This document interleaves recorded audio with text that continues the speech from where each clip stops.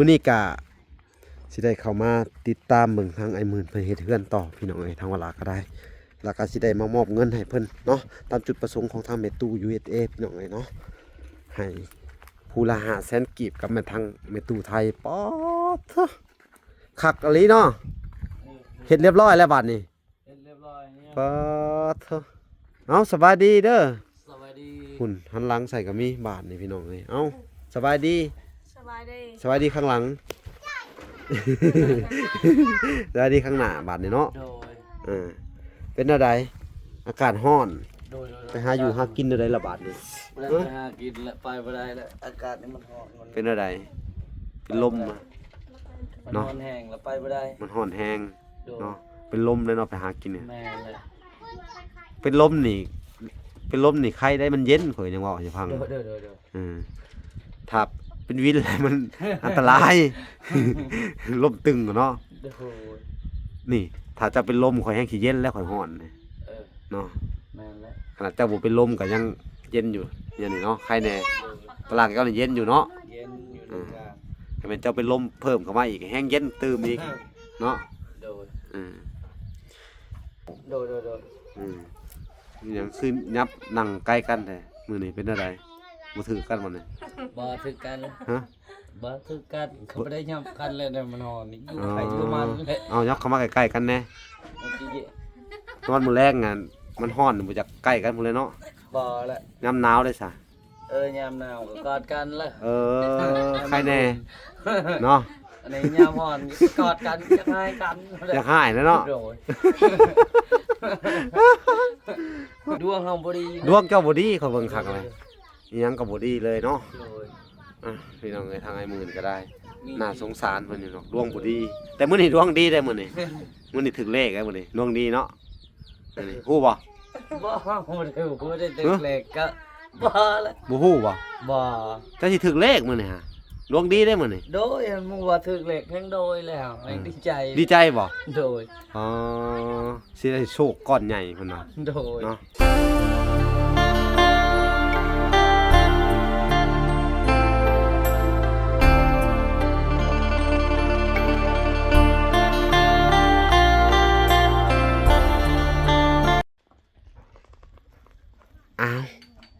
โอเคพี่น้องเอ้ยเนาะตัดภาพมา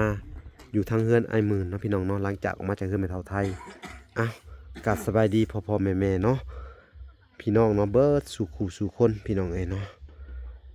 บ่ว่าจะเป็น FC ทางฝั่งไทยและ FC ทางฝั่งลาวและ FC ทางต่างประเทศพี่น้องเอ้ยที่รับชมบ่หลายอยู่เนาะมื้อนี้ก็สิได้เข้ามาติดตามเบิ่งทางไอ้หมื่นเพิ่นเฮ็ดเฮือนต่อพี่น้องเอ้ยทางเวลาก็ได้แล้วก็สิได้มามอบเงินให้เพิ่นเนาะตามจุดประสงค์ของทางแม่ตู้ USA พี่น้องเอ้ยเนาะ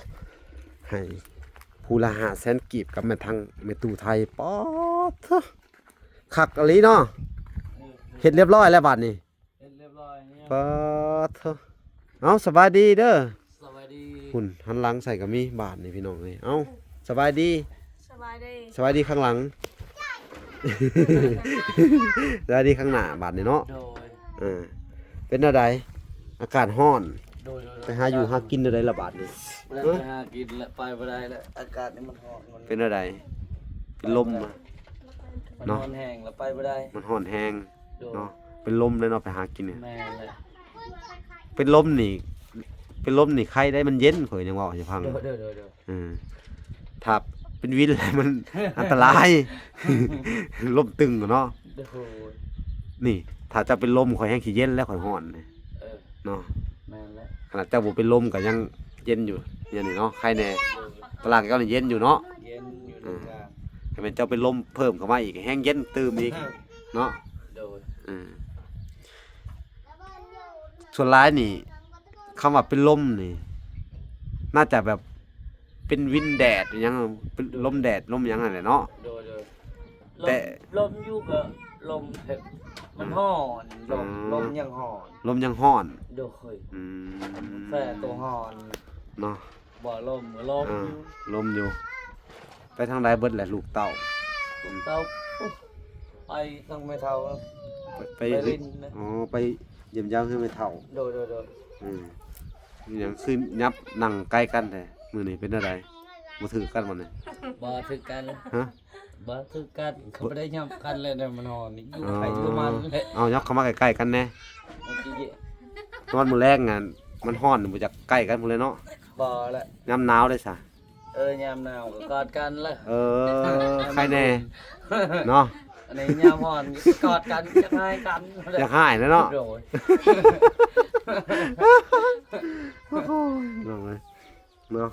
มาเท่าใดก็ได้หัวอยู่ดอกพี่น้องเอ้ยน้ำมันไอ้หมื่นนี่ก็ได้เนาะจักเสียดจังใดพี่น้องเอ้ยบาทนี่บอกก็แล้วนี่บ่เฮ็ดด้วยธรรมดา โอ้ แล้วธรรมดามันไปหลุดกูย ทอน้ำบาดาลรุด ทอธรรมดาหลุด เป็นอะไรอีกเลยเห็ดแห้งโคตรบ่อหรืออะไร บ่ไปเลยแทงเอา อืม บ้านนลงนี่โอ้น้อยนะมันหัก โอ้ พอยอมาลงมันสิหลุด รุด ซ้ำมากู เนาะแป้งได้บ่นี่ ตอนแรกนะจิ ตอนแรกใส่แป้ง ดู อืมแป้งเอาเด้อซะเด้อ ดู โอ้เจ้านี่เห็ดพี่น้องเอ้ยต้องคุยใหม่เลยพี่น้องหากเขาไม่เท่าไทยผัดดีได้ ดีของไม่เท่า เออ ของเฮานี่มันบ่ดีดวงเฮาบ่ดี ดวงเจ้าบ่ดีเขาเบิ่งคักเลยอิหยังก็บ่ดีเลยเนาะ โดย พี่น้องเอ้ยทางไอ้หมื่นก็ได้ น่าสงสารเพิ่นอยู่ดอกดวงบ่ดี แต่มื้อนี้ดวงดีได้มื้อนี้ มื้อนี้ถึงเลขแล้วมื้อนี้ดวงดีเนาะมื้อนี้ฮู้บ่ บ่ได้ตึกเล็กก็บ่ละ บ่ฮู้บ่ บ่ เจ้าสิถึงเลขมื้อนี้ฮะดวงดีได้มื้อนี้ โดยมึงว่าถึกเล็กแห่งโดยแล้วแห่งดีใจ ดีใจบ่ โดย อ๋อสิได้โชคก้อนใหญ่พุ่นน่ะ โดย เนาะแม่นบ่ โดย มีเงินใช้อยู่บ่แหละ บ่เลยบ่มีเงินที่ใจมึงมาที่ใช้สิไปใช้บ่มีเงิน ก็บอกแล้ว บ่เอาสิซื้อก้าวสิทาธรรมดาที่ก็ยังบ่มีก็อยู่บ่มี นั่นแหละข่อยบอกให้เจ้าไปหาแหย่ขาวหมดแดงแต่ละมื้อ โอ้ยไปแย่มันแดงกะแดดนี่ก็ตายเลย เนาะได้ข่าวว่าบ้านได้เป็นลมตายแดดแหย่ขาวหมดแดง บ่ได้ขายบ่ได้ บ้อนมีเท่าไทยว่าบ้านอย่างนั้นอันเป็นแหย่ขาวหมดแดงแหละอันเป็นลมตายแดดเลยอยู่หน้า จักบ้านนี่ อยู่หน้าในบ้านทั้งนี้นี่เราเอา แม่นแล้วว่ะ น่ะ2คนผู้ใด แม่นละ เนาะขาดน้ำเนาะ โดย เป็นห้อนเป็นดินเลย หิวน้ำก็ไปวันใดก็บ่มีน้ำไปวันใดก็บ่มีน้ำก็คนเฮาก็ต้องตายแหละ ตายเนาะเคยว่าเจ้าก็อยู่น้ำไปในโคก จักแต่เฮาก็บ่เคยหิวก็เฮาก็ไปตามโคกตามป่าก็ เฮาฮู้จุดมันเนาะ เฮาจุดหูนางมันไปตามนางมันก็ได้กิน อันนี้ก็ย่านก็ไปย่านบ่ฮู้นางบ่ฮู้นั่น โอ้ ก็ หมู ตาย จุด แล้ว มันตายเลยเนาะ โดน พี่น้องเอ้ยมาเฮ็ดอันนี้แมันบ่ โดย แล้วแหละไปเฮ็ดอันนี้ พอสิว่าไอ้นี่แหละไปเฮ็ดซอย ไปเบิ่งโอ้เฮ็ดคักอะไรบัดนี้พี่น้องเอ้ยอ๋อโธ่นี่เรียบร้อยเลย บ่เฮาเฮ็ดเองลึกแล้วบ่เว้นเฮ็ดตามกูพอสิว่าว่าเฮ็ดอันนั้นมันตามโพด มากไม่ แล้วคือเฮ็ดซ้ำนี้อีก โดย อ๋อวันนี้หมูมีแป้นบัดนี้เฮ็ดแล้วแหละ บ่มีแปล มีแป้นปู โดย อ๋อพี่น้องเอ้ยจักแผ่นแป้นนี่ ประมาณ เจ้ากะว่าก็สิซื้อมาให้เงินที่เหลือเด้องบที่เหลือมันเหลืออยู่ล้านปลายได้มื้อสิสั่งแป้นเบิดเลยเนาะระเบียดนี่มีบ่ระเบียดชาวบ้านอันนี้มีบ่นั่นแหละแอนนี่แป้นนี่ แปล มีกับมันแปลง แผ่นเท่าไหร่ แปลงหนึง80 เอ้าโก้ยแผ่น80เขาก็ซื้อสำนั้นแหละมีแมันบ่เดี๋ยวสิพาไปมื้อหน้าเด้อไปสั่งให้เขามาส่งเนาะ ดินี่บ้านทาวยีก็บ่มีแต่ มีนะ นี่ก็ขาย ไปสั่งมาเด้อซะอันน่ะแผ่นละ80สิเอาจัก10 5แผ่นเด้อ โดย เอามาปูให้มันแล้วเด้อเนาะนี่พี่น้องเอ้ยปอคักอะลีบาดนี่เนาะ โดย อันนี้สั้นยังอันนี้ฮะวันสิเฮ็ด1เข้าเนาะ โดยนั่น เจ้าบ่เฮ็ดสูงโพดบ่นี่เขาสัตว์เฮ็ดน่ะผู้ดีงามบ่หรือได้แล้วแต่เจ้ามา เฮ็ดต่ำเพราะว่ายานมายานมันเป็นมา มาว่าเขาว่ายานมันกบเจ้าแรกมาคนเขาหอกเปลี่ยนใจก็เฮ็ด ย่าน ชุกชุกเนี่ย ย่านมาบอกไปกลางคืนน่ะ โดย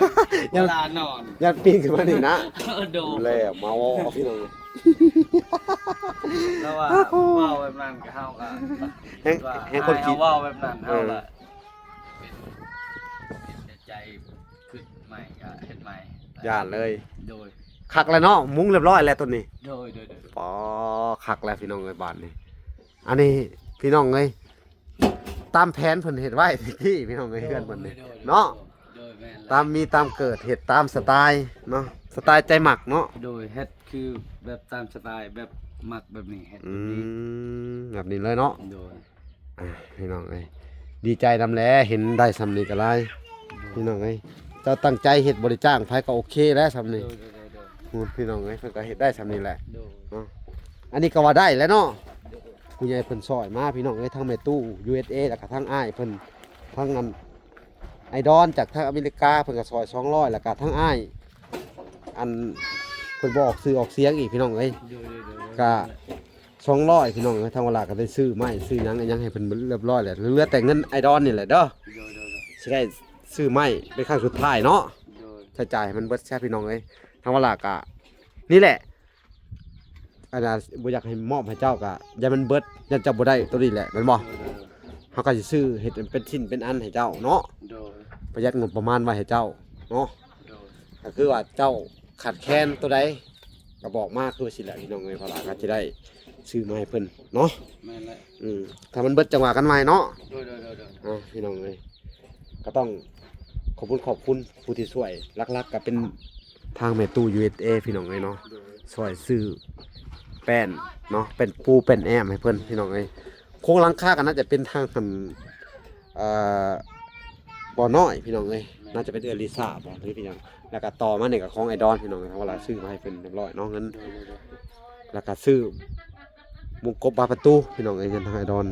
ยังเหลืออยู่ล้านกว่าพี่น้องเวลาก็เก็บไว้ให้เพิ่นนี่แหละพี่น้องเอ้ยเนาะเพราะว่าส่วนหลายก็อันน่ะเฮาสิ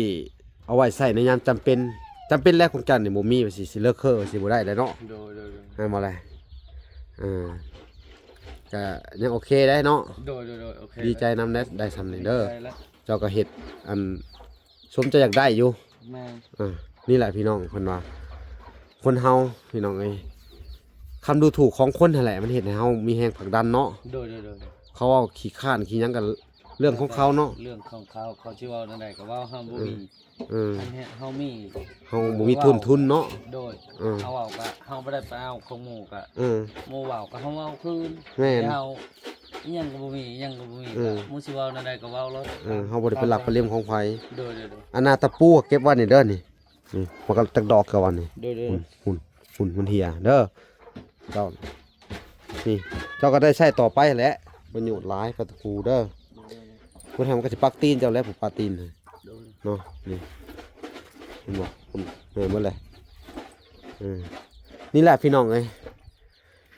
เห็นเพิ่นได้สำนี่ก็โอ้ยเนาะดีมกดีใจหลายพี่น้องเอ้ย โดย ก็ยังใครกับบ่มีหยังเลยเนาะ โดย ใครก็เพื่อนเก่าเป็นล้านเท่าพี่น้องเอ้ยเนาะเพื่อนเก่านะโอ้ยพี่น้องเอ้ยขออนุญาตนำเนาะงัวผ่านมาสิก็สิล่มเลยเนาะขนาดงัวผ่านมาเลยเนาะรู้สึกได้เนาะเมื่อเราดูถูกคนเราจะสิว่าจะได้พี่น้องเอ้ย หมู่สิเว้านั่นใดก็เว้าเฮาบ่ได้ให้เนาะเว้ารอด เนาะ เฮาบ่เครียดดอกหมู่สิเว้านั่นใดก็เว้า โอ้ยเนาะ โดย เอาสู้ๆเด้อ โดย เวลาก็มื้อนี้ก็ไปนั่งคุยกันอีกหน่อยหนึงพี่น้องเอ้ยสิได้มอบปัจจัยทางอันแม่ตู้คือเก่าเด้อผู้ที่เพิ่นซอยซื้อแป้นซื้อไม้หยังให้เจ้าเนี่ยเด้อพี่น้องเอ้ยนี่แหละเวลาก็สิมาตามจุดประสงค์ก่อนพี่น้องเอ้ยก่อนจะได้เมื่อบ้านมื้ออื่นพี่น้องเอ้ยเนาะพี่หน้ามานั่งศาสตร์พี่นี่เอา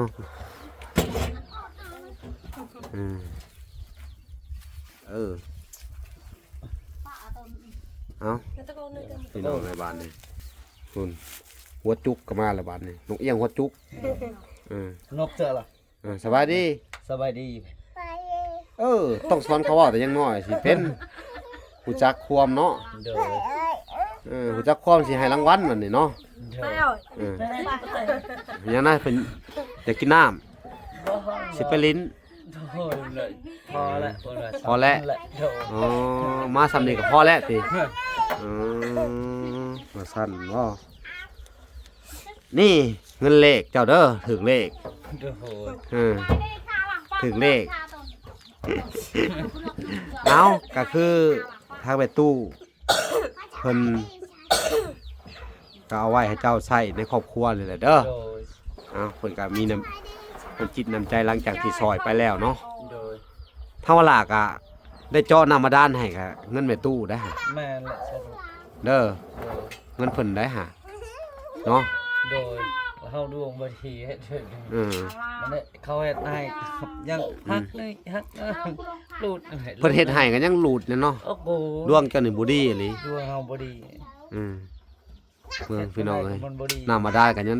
ใช้บ่ได้สะดวกสบายคือเขาซ้ำ โดยแม่นละ มันเลิกก็สิเฮ็ดจังได จักเขาแล้วยังงง อืม น้ำนี่มันเลิก เนาะ โดย เอาเดี๋ยวสิได้มอบเงินก่อนเด้อ โดย บาทนี้พี่น้องเอ้ยพี่น้องเอ้ยทางเวลากะ